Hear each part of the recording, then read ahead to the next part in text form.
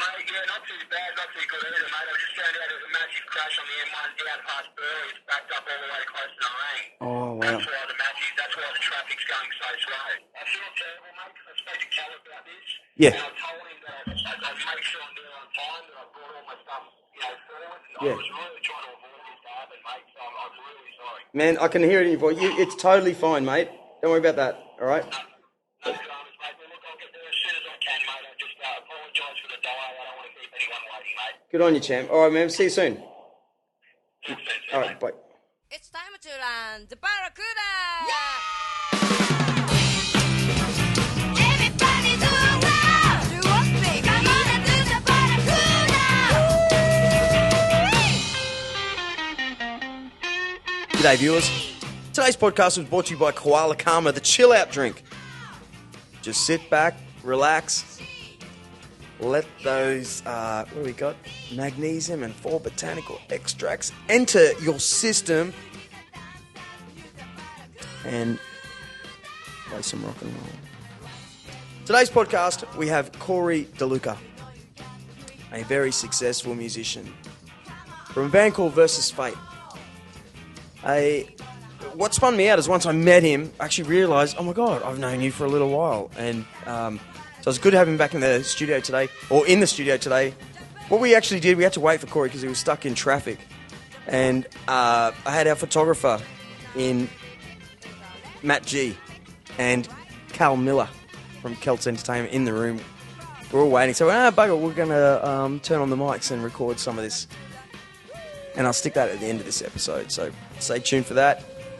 So thanks again. Are you there, Corey Luka? Ow! Corey Luka. Yes, mate. How are you, champ? I'm all right. Put it there, man. Oh, thanks, mate. Hey, Good you to be got to here. get right and close with my gear. Nice and We're close. trying not to record that aircon in That's the corner. okay. So, why are we late? Oh, why was I late? Colossal traffic on the M1. But that's it. I'm fashionably late. It's the life of a musician, isn't it? Yeah. Yeah. Yeah. Hey, it's good. Yeah. What'd you say, 4:30? Was it Yeah, man. 25 past 5? Yeah. Yeah, I'm on time. It's fine. Do you That's feel it. okay? Yeah, I feel great. Have you had a good day? Yeah, no. Yeah, no. No? It's been hectic. No sleep. Been crazy. Did you come from Brisbane? I came from Byron to Brisbane, then to here. That sucks. Yeah, it's been huge. Just prepping for Blues Fest and a few other things, and yeah, it's pretty crazy. Are you involved in Blues Fest? I am working very closely with Mr. Jeff Martin from the Tea Party at the moment. He's a very good friend, and we're doing some work together and helping him prep for Bluesy and a few other things going on. Yeah. Working in the studio and burning the candle at both ends, so to speak. He would have done that a few times. Just a few. Yeah, right. Yeah. No, I mean Blues Fest. Blues Fest itself, yeah. No, I think he's done it a couple of times, yeah. Right. Yeah, but he got asked back this year, so yeah, he's got a few things happening and a nice new collaboration with Mick Skelton, drummer from the Baby Animals. Right. For people who don't know who Mick Skelton is. Yeah, he just had that big accident. Yeah, and he's back with The Vengeance, playing again and drumming again. And really? He's about to debut on stage with Jeff this weekend. What was his injuries? They were pretty extensive. Yeah. You know, I mean, it was, he got busted up pretty badly from what I heard. I didn't get too sort of involved in it. But, you know, he's not well. Yeah. He wasn't well. No. Yeah, the whole country was frightened. Yeah. Well, I mean, it was a pretty bad accident. Yeah. I think one of the guys he lost his life. Yeah, absolutely. That would ruin a band, mate. It would ruin the bands are all about. Well, we got a new drummer. I'm in this cover band here, right? Yeah. Cover bands, right? Yeah. It's all about a good time. Oh, in every way, you're trying to get girls dancing. Well, being a musician is all about having a good time. That's all it is. Yeah. So, so to have something tragic happen, and we're going back to Warrnambool, yeah. You know, well, losing someone so damn close it, to you the too. band Yeah. is sort of, someone so close to you. How can we smile now? You know, how dare we have a good time? Makes it difficult. Yeah, it does. But it hurts. What are the Versus Fate boys like? Oh, colourful. Yeah? Looking about Versus Fate. Yeah, great band. I mean, the same sort of thing. I mean, like any band, it's a family.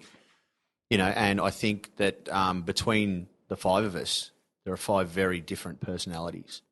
And 5 very, very different people with different musical tastes. But that's what works. Yeah. You know, that's what seems to work. I mean, I've been in this industry for a long time. And I work with labels and, all sorts of people, big stars, small stars, local acts, big acts. It's the same across the board. And there's one thing that I've sort of found over the years with the synergy of bands that work and last and make it and do the things they want to do. It's because, you know, they're not all carbon copies of each other. Yeah. You know, so, you know, for any bands out there that are sort of doing that, you know, if you're into Metallica and you've got 5 other guys in the band that are fully into Metallica and that's all you're into, it's a recipe for disaster. You know, well, from what I've seen anyway. Yeah. But, you know, we get along really well. You know, 5 very different guys, but, you know, it just works. Right. It gels. It's hard enough to find musicians that can gel well enough in a band environment, you know, to sort of last long enough in a room. Yeah. For a month, let alone, you know, for a few years. So, it's, I mean, as you know, as a musician, it's hard. It's hard to find a good combination of people, especially these days, because their attention spans are all over the place. Where did you all meet? I actually know. How old is this band? Because you just spun me out when you walked in here. Yeah. Because I knew you had a recording studio. Yeah. And a really good one. Yeah. We used it as a practice room in Ashmont. This would have been, man, it must have been, was it? 12, 13 years ago. Yeah, 2000, I believe. 2003. Yeah. It was when I opened in 2002. Okay. Yeah. I was working at SeaWorld or something like that. I remember. 02. And Yeah, I got rid of it. I sold it in 04. Damn. Yeah. Pay you $20. Yeah. I call the guys that bought This the is studio. true. Hey, Cal, Mattg is still here in the room. But it's true. Like I really pride myself on I get so burned up if I loan someone some money and they don't pay me back. I just do, as everyone does, I'm sure. I can't believe you remember that. I do, man. As soon as you said it, I went, oh no. Yeah. And I don't know why did we pay after? How come I have no idea, man. Yeah, you're talking 30 years, 13 years down the finally track. it's off my back. It's a good That's day. unreal. Yeah, I got it in my pocket right good. now. Take it. He's going to have good karma tonight. Yes. Yeah. Mate, I told you, I don't want it. Don't give it to me. I'm telling you right now. Look at that. I got paid last night. Did you say so? $20, but that's with 13 years interest, right? Oh, jeez, look at this. So we're talking about 30. He's just pulled out a wad of 50, so I'm just 13 years interest on $20. It's got to be, you know. We had a gig in the Canungra barracks last night. Oh, nice. How was it? Great. Yeah. You know, I was telling the lads before, it was like a secret.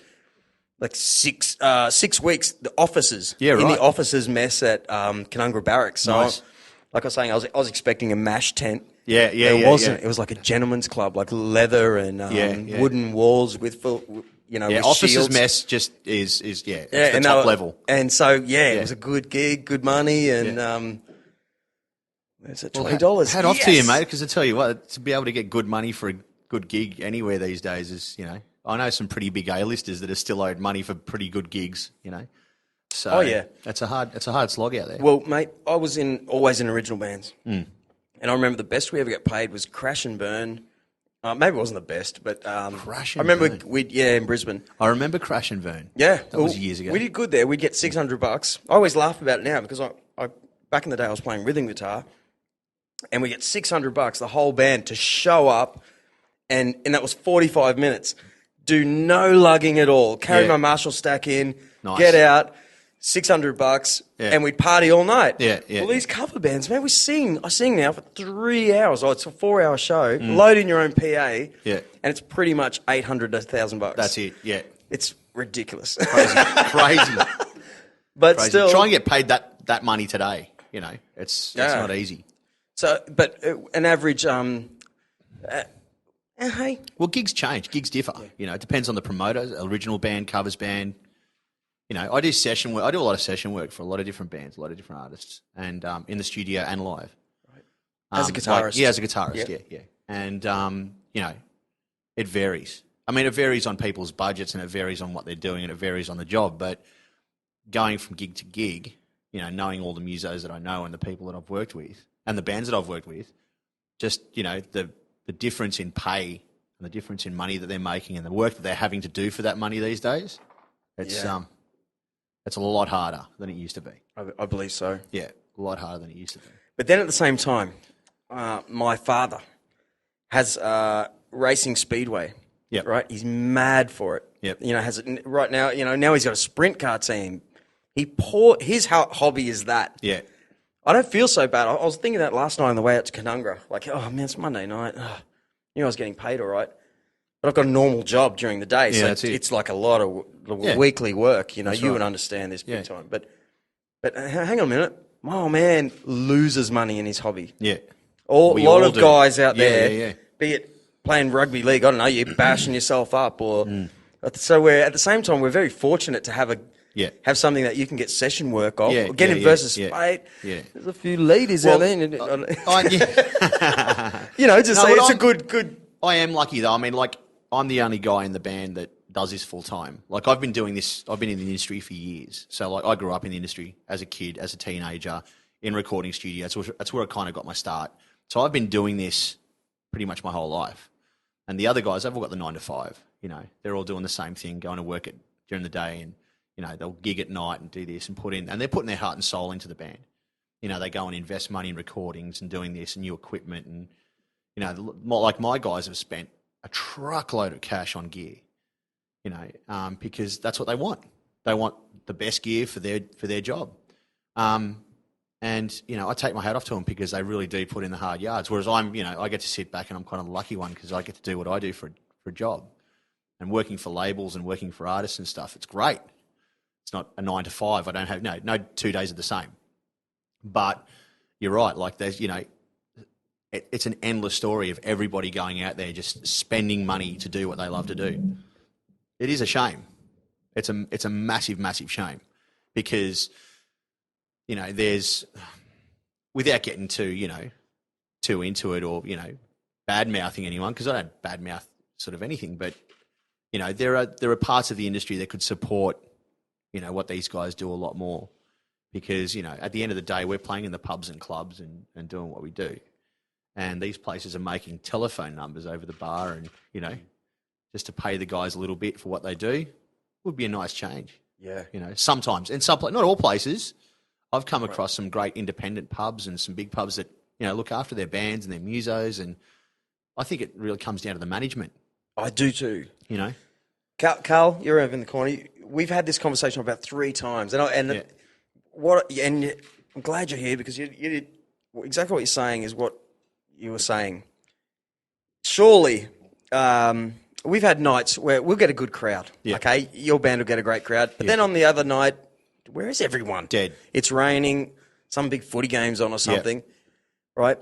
But what always blows my mind is that it seems like pretty much 90% of all the venues you play, no one has the mind of a musician going, no, hang on, don't just play here. I want to know who you are. Yeah. Like, not that so much the crowd you're bringing. I want to know that if you're going to play in my pub, that you pass a little test. Yeah. I've seen you. I've actually seen you. Gone And are you the go, yep, days. you're exactly what I want for this venue. It could be Yeah. you're an old rockabilly band. Like, Yeah, but gone to those days, like, you know, back in the, like when I first started seeing bands and stuff back in the 80s, like I'm getting on in years. So like, you know, I look back at, you know, the pub days in Sydney and Melbourne and, you know, growing up in those cities with my folks, because they were in the record industry. So it was always bands, it was always Sunday sessions, it was always gigs on Friday nights, it was tours at the entertainment centre, it was hanging out with this band and that band. And really, what part of town? What? oh, all over the place. I mean, my dad was a big shareholder in one of the major labels in Australia. Really? Can you for tell many me which years. one? Mushroom. Yeah. He had quite a big stake in Mushroom. Did for years. Mushroom start Silverchair? Wasn't that? Basically. Yeah. Yeah. I remember being in a band and Silverchair was chosen. Their A&R There you go. guy, what was his name? I remember. Not sure. I remember yeah. going, you know, it was like us and Silverchair were way better. Yeah, That's right. They had better Well, they came market. through Unearthed, didn't they? Yes. Yeah. Yeah, and but we actually had the attention at the time. I was like, Yeah. some guy, Yeah. John, someone. Anyway, I don't want to cut your story, but Yeah. So, like, I Mushroom. mean, like I said, yeah. So, growing up back in those days, like, you'd see bands and bands were making money and they were doing things, and it was the thing to do. You know what I mean? Like, these days, we're so bombarded by everything else out there, and everyone's just so programmed and doped out by every bit of digital media that's out there. I mean, not dissing anything like this, like podcasts and this and that, the TV shows, and there's internet this and there's internet that, and there's, you know, the smartphones and that. Like, we're just so overstimulated. You know, we've got so much stimulation out there. Our attention spans just aren't what they used to be. So, like, people just become lazy. I'm the same. I've done it heaps of times, and I'm a muso. I sit here and go support music and do this and do that. And I'll have friends ring me up and go, "Hey man, I'm playing Friday night." I'm like, yeah man, love to be there, but I'm just stuffed, you know, or I can't make it, or for whatever reason. And then, you know, last minute I'm like, I'm going to that gig. And I go and I'm like, I've had a great time.